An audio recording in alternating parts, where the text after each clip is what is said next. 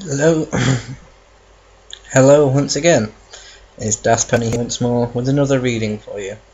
This time I bring you The Moon Rises by Canterlot Guardian. The sun stood proudly in the sky, watching over the land it was tasked to give its life-bringing light to. It had no consciousness to speak of, not one that could be understood with the relatively limited imaginations of its subjects. The one who controlled the sun was the one who had the real intelligence, and she used it to perform her role admirably.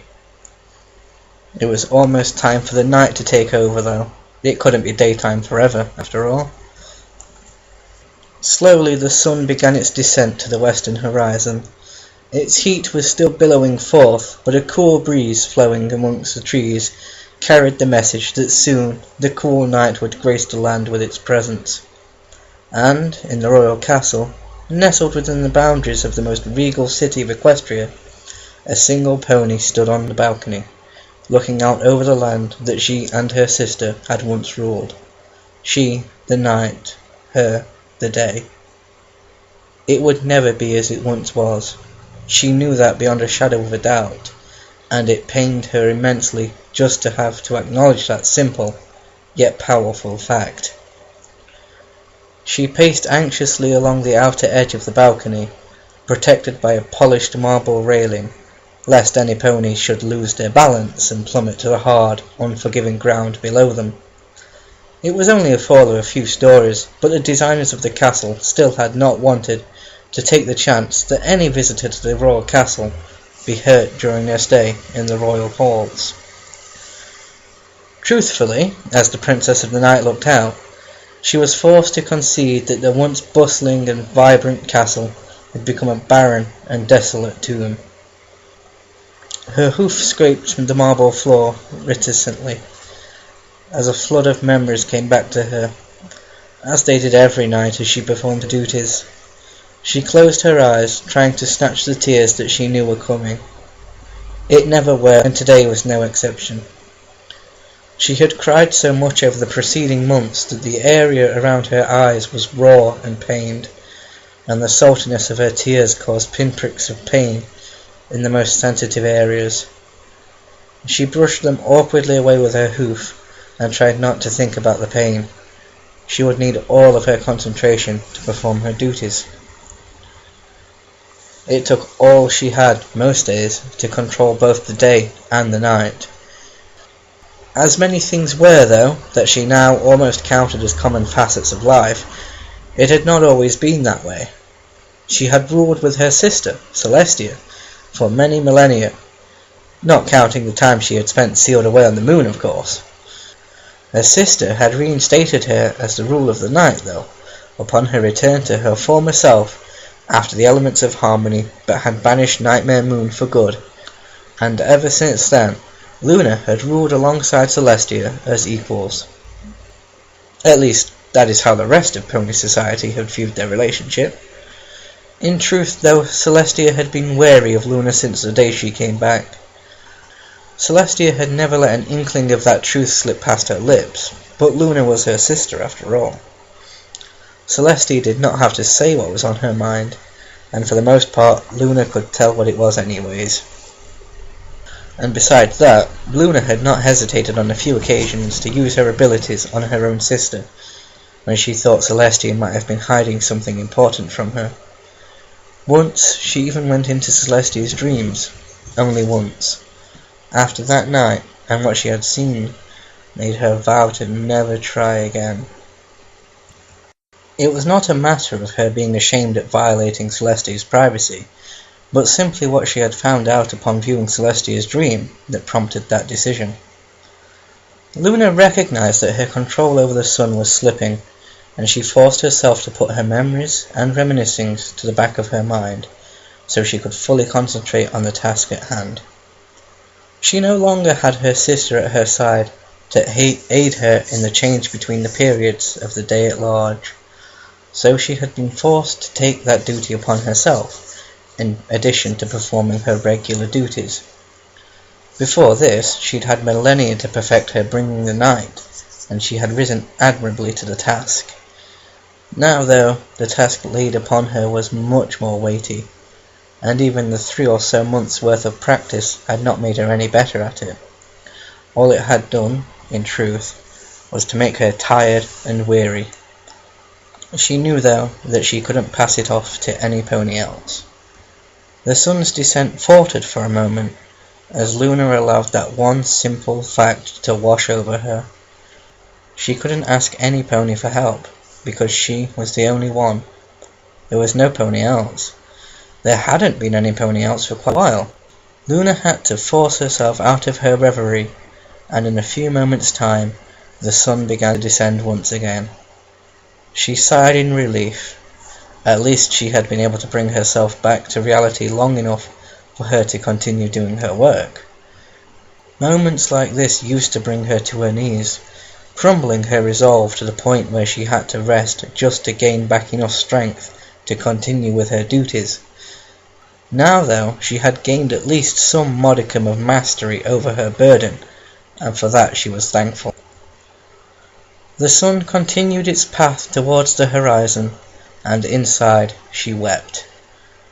The breeze blew again, a bit cooler this time than the last. Still, the Princess of the Moon strained against the forces that were conspiring for her tail, and sweat beaded above her eyes, making her fur shine in prismatic, almost rivulating colours. Soon the fur on her forehead was matted down, but she dared not raise a hoof to wipe it away. The first part of her task was almost done, and she knew that once that was done, she could begin her true calling's work, and that was going to be the easy part. She knew that in the end, though, easy did not really mean anything. Whether it was easy or hard, she still had to do it, and she resolved that she would continue to do so, no matter what. She felt like she had no choice in the matter, the same way that she never really had a choice in anything about her life. Her ascension to the princesshood, the reasons why she became the ruler of the night to begin with, everything about her life, it seemed, had been predestined long before she had even come into existence. In a few long moments, the sun was completely on the other side of the horizon. Darkness washed over the land, and she stopped to take a quick breather. Her whole body ached from the tremendous effort that she had just undertaken, but she was already feeling better, knowing that her sister's duties were not being neglected in her absence. She felt like Celestia would be proud, knowing that she was being strong in her elder sister's stead, if she could feel anything at all, wherever she was.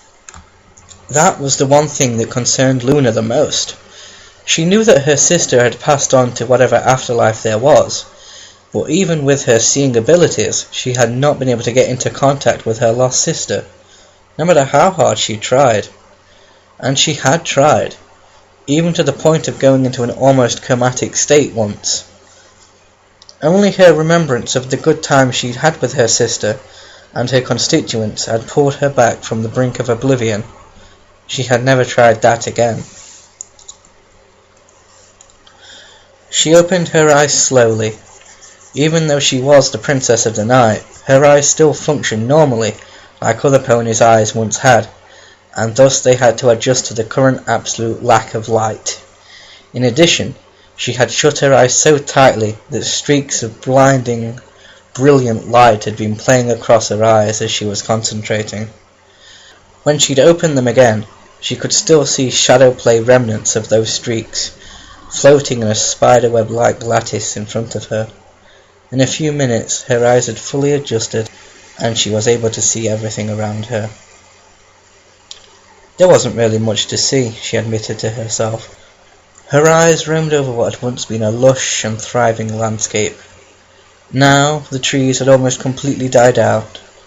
From what she could see, there were no leaves left on the branches, there hadn't been for quite a while, and the trunks had begun to wither away, slowly making the trees seem like emaciated statues.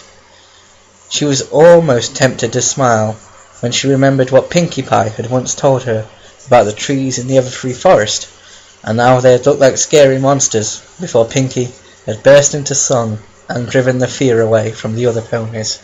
She couldn't bring herself to smile, though. It seemed like such a foreign concept to her. Smiling and laughter. It was almost like she couldn't quite remember the last time she had done either of those things. The fun, it seemed, was no longer doubled. As she concentrated on the pitch night black sky, she could see the outlines of the moon and stars beginning to show themselves as they emerged from their nigh invisibility. They became more and more clear, until finally their light was shining as bright as it always had. Normally she would have stayed there for a moment or two longer, beholding her handiwork. At the present time, though, she was found nothing to be proud of. The moon was shining solely because of her. If she had not taken over her sister's duties of bringing the day upon Equestria, she would not be able to complete her own duties. The moon and stars only shone, after all, because the sun was also shining someplace else in the world. And, in the end, she felt too selfish to truly appreciate things. So much had changed in so little time. She was not even used to the way she was feeling. Now that she was finished with her duties in bringing forth the night, she stretched her legs, which had almost locked up on her a few times, with the amount of stress her magic was putting on her body. She wondered if any pony had come to the realization of that fundamental truth. She remembered that for the longest time, magic was thought to be completely and totally separate from physical strength. If a pony had physical strength, that did not necessarily mean that they had strong magical potential, and vice versa. However, due to the efforts of her sister's former student, Twilight Sparkle, it was discovered that magic and physical energy were tied together in ways that no pony had ever considered. The more magic a unicorn used, the more their physical energy was also drained.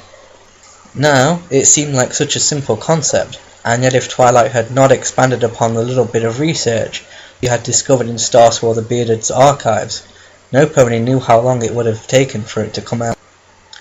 She scanned the horizon, moving only her eyes. While she'd been performing her duties, she'd thought she'd seen some movement in one of the adjacent buildings. She'd had a pretty good view of the inside of those buildings, as most of them were so dilapidated that they'd had walls, or in some cases even the roofs, cave in on them, affording any pony who wanted to look a clear view of the inside of the building. If her eyes had not been deceiving her, and she actually did see movement, whatever it was that had been moving was now long gone. Luna wasn't surprised. It had been over 4 months since she'd seen a single living being, pony or otherwise. Her vision swam for a moment, and she almost collapsed onto the chipped, crackling marble that made up the floor of the balcony. In her rush to usher the night in and put the day to rest, she used up more magical power than she'd wanted, in order to get it to maybe go by a bit quicker. This was very quickly proving to be a bit of a bad idea. She'd stood strong, though, fighting the urges washing over her body, and a moment or so later her vision cleared up again, and she found new strength for her legs. She sighed in relief. She would not be taken down so easily, but she still had tasks to perform. A star winked at her from the sky, and she noticed a pulsation of light. She wondered for a moment what it meant, and after a minute of thought it finally came to her. It was nothing that she had read in any book, nor was it any sort of law or tradition that had been passed down from regal pony to regal pony. Rather, it was simply something that the pony called Rarity, one of Twilight Sparkle's closest friends, had told her. Whenever a star in the night sky winks at you, it is trying to tell you that you are not alone in the world, and that there is some pony out there watching over you. The thought brought tears to Luna's eyes, and she angrily tried to swipe them away, her mood changing in an instant. How dare this lie to her? It was supposed to be one of her subjects.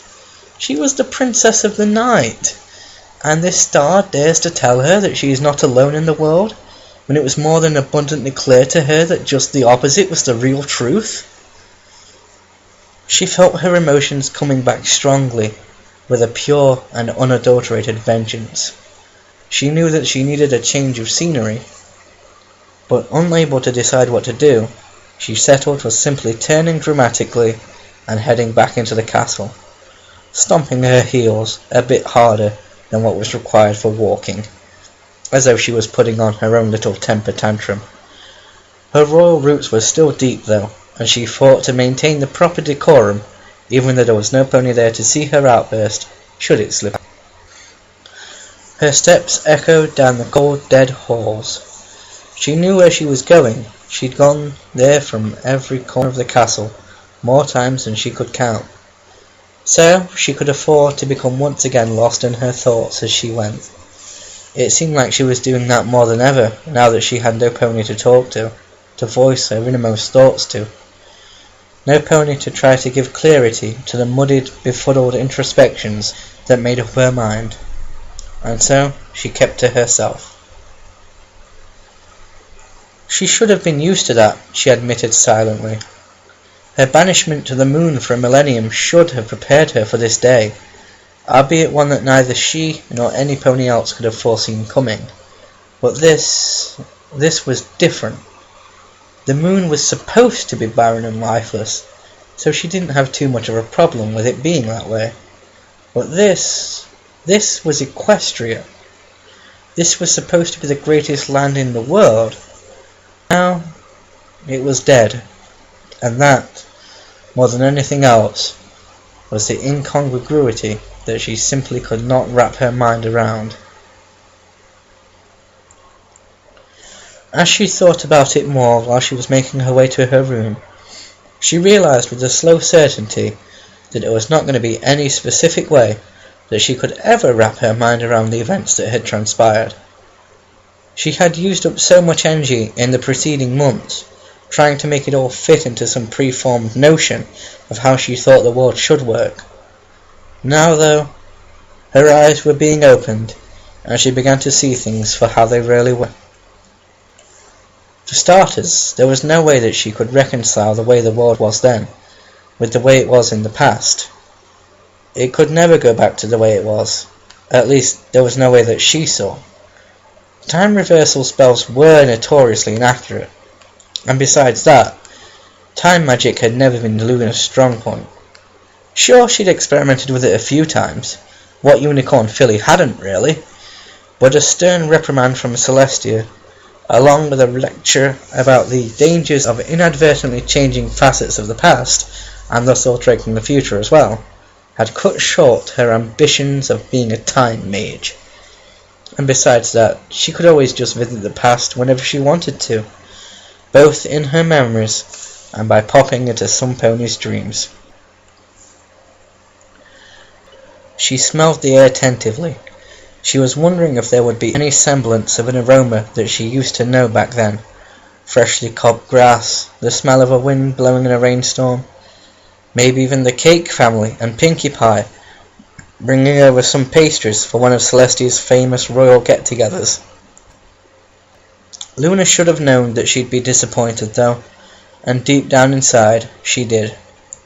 All she could smell now was nothing really. The air had been devoid of odours and aromas since that day. Not even a stench of death and decay remained in the air. The wind, conjured up by the Moon Princess herself of course, which was another one of her more draining activities, had blown those odours away long ago. Even she'd for the most part stopped with the wind though, a few months earlier when she'd realised that there was no reason to keep on doing so. There was no pony left to feel the breeze flow through their mane, no pony to look up at the trees swaying regally and sit in calm appreciation of life's simplest pleasures.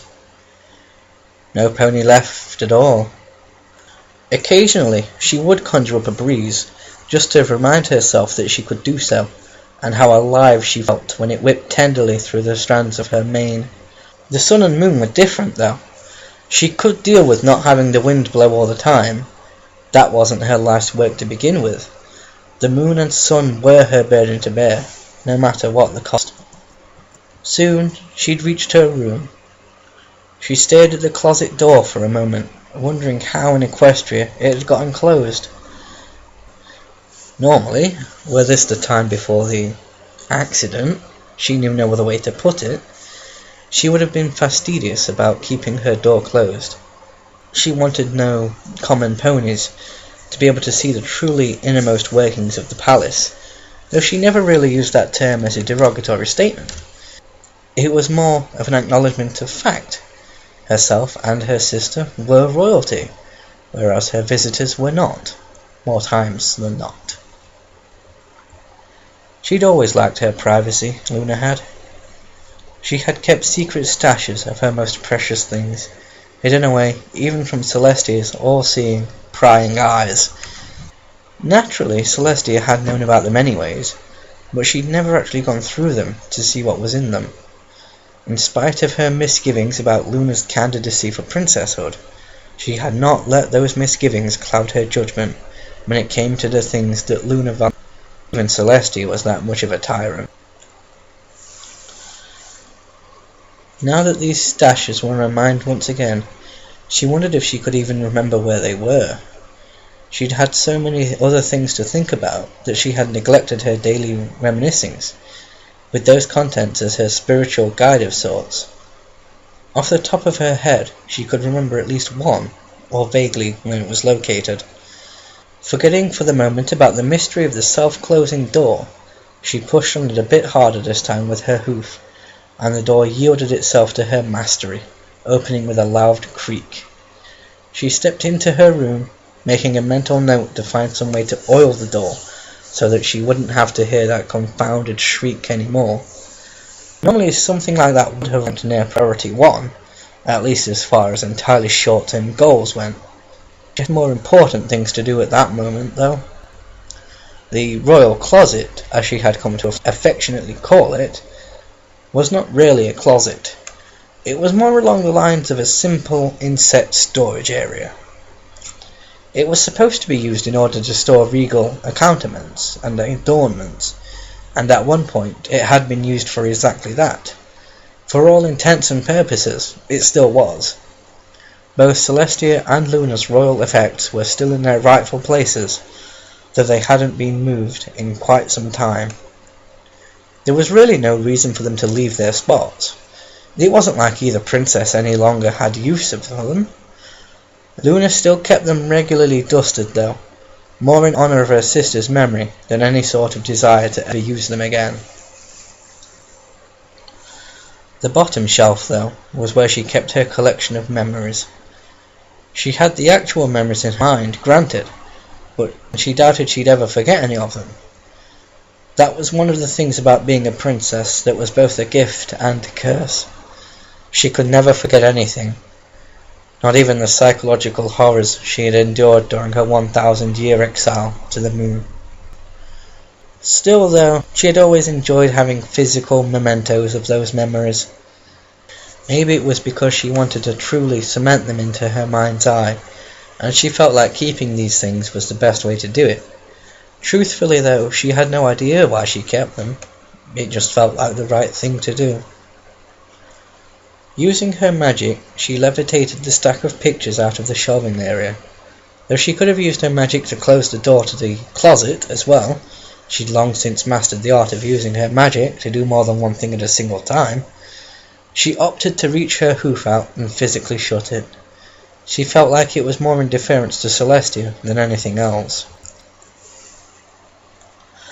She spread the pictures out on her bed in a fan shape before hopping up onto their bed and settling herself in comfortably. Once she was settled, she began to look over the pictures that had been taken for her by her close friend Featherweight. She had gotten to know him through her somewhat adopted son Pipsqueak. Of course, she had never actually gone through finalizing said adoption, but she had been content to simply count the colt as her most adoring fan, after the events of Nightmare Night so many moons ago. As she poured through the images, she could feel the weight of the night's activities lifting off her, and her strength returning. This nightly ritual always did help her out in that way. She began to remember the events that had taken place at which those pictures were taken.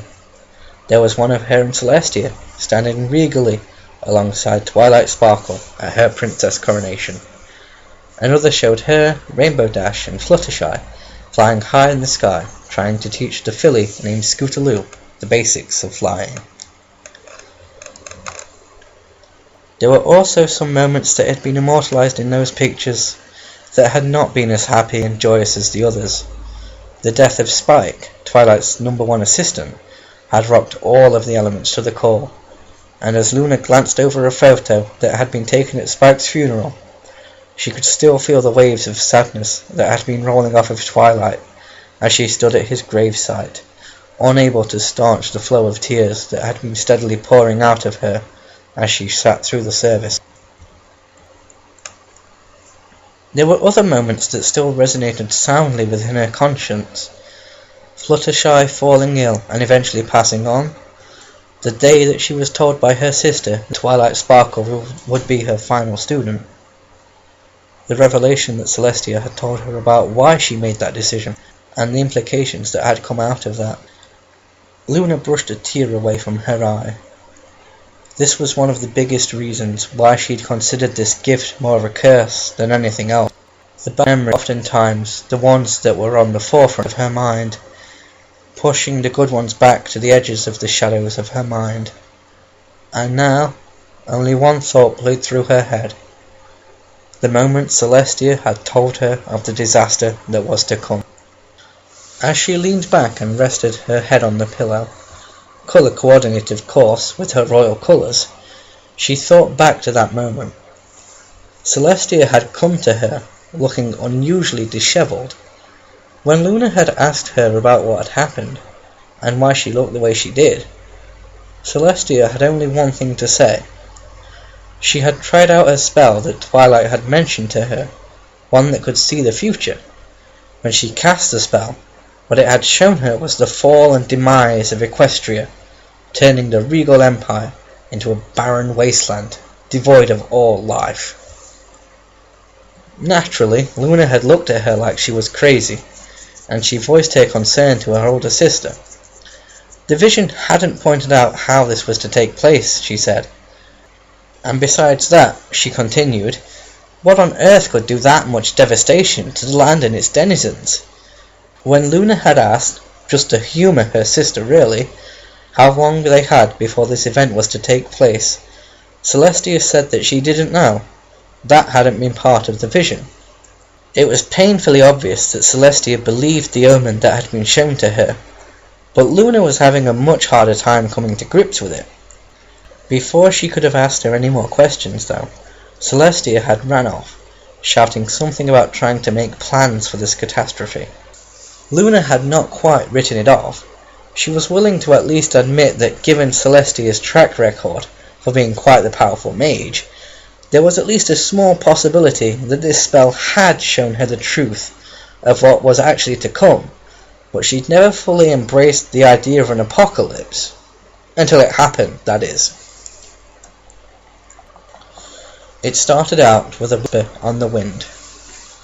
There was an ominous feeling in the air, and Luna wasn't the only one who felt it. She had been spending some rare quality time with the elements of harmony, and Applejack was the first to feel it. She relayed her feelings to the other members of the group, who confirmed that they all in some way had felt it as well. It had only lasted for a moment or so, and then the ominous feeling had gone away. Looking back on it, Luna realised she shouldn't have dismissed it as easily as she had, knowing what Celestia had told her just a few days earlier. A few minutes later, the whole world came crashing down around her. A bright light filled their vision, obscuring everything else. There were cries of pain and agony all around her, but Luna couldn't feel anything like what they were experiencing. The only sensation she could feel was the light. And then, something happened that still to that day, Luna could not even come close to explaining. She heard her voice echoing through her mind. It was not a voice that she had ever known before. It had a sinister timbre that chilled her to the very core.